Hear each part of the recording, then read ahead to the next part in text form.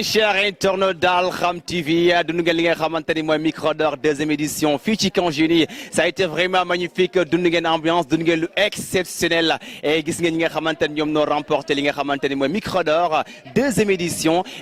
2022 donc kii ma taxawal moom mooy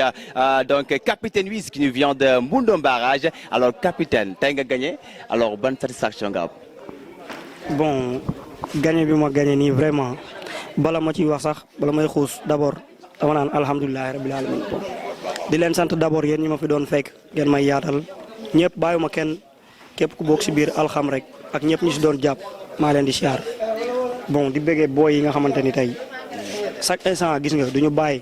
ñun mu doom la ñu jógee fa lañ dëkk foofu la ñuy tiitaroo ñu ñëw tey bokkoon ci lii guerre la woon mais mënuñu woon ñibbi te duñu yóbbaale ndam sant yàlla nag ba mu ñu mayee ndam di bëggee ñëpp fàttewuma kenn ñi ma jàppale ñëpp leen wax ni kontaan naa quoi. nga gagné Micro d'Or tey capitaine Wiz tey ba nga gagné ba pare yaa ngi ni gagné nga pa tey ban sentiment nga am ak affaire bi sànni na la fu sore tey ah. waaw bien vrai que sànni na fu sori. waaw am naa ci yëg-yëg bi nga xamante ni je peux même dire que c'est inexplicable ndax dama ci kontaan d'abord. ça confirme le talent. waaw parce que ba mu doon bañ ci doon dugg. metti woon na des fois sax nga dégg nit ku la wax ne la bul dem. amoon talent booy génnee foofu toogal mais da ngay xuus ak sa gëm-gëm dem ak gars yi la gëm nga ànd ak ñoom dem. effectivement gars yi jóge Louga nga fekk ci waa Ndar ñëpp nga daal di bombo te yaa ngi jóge Mbundum Barrage. waaw mooy li may wax rek dëkk village taxul nekk saaxaay ñun Mbundum la ñuy tiitaroo wala boog Waalo la ñuy tiitaroo mais bon comme foofu la ñu jóge bu ñu ñëwee fii rek li ne si ñun dañ koy génnee wan ko nit ñi loolu moo amuloon njëriñ wane suñu bopp et tout ça mais nice quoi. sant jaajëfatee jaajëf brother. ok ca benn mot ci àll wax ci chaîne bi nga xam mooy Alkham TV la télé du Nord. bon Alkham bon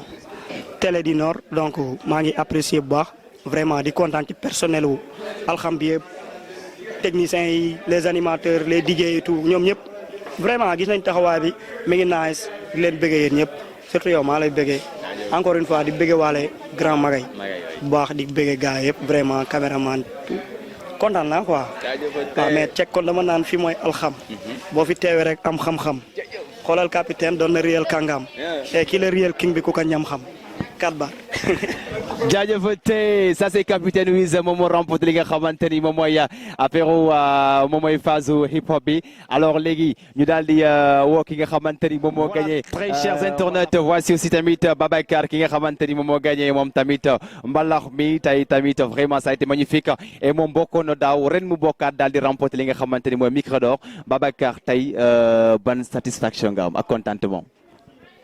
Bon déjà di nuyu ñëpp et que première chose bi may def mooy sant yàlla bi mu may ñu am kàttanu yeggale compétition bi ba tey ji ñu ñëw ba agsi final ba remporter ko aussi lu ñu wax lu dul alhamdulilah donc comme je l'avais dit au début daaw bokkoon naa yem demi-finale ren ma ñëw participer pas pour dem final mais pour remporter ko et voilà l'objectif a été atteint donc sant yàlla bu baax a baax ci loolu noonu.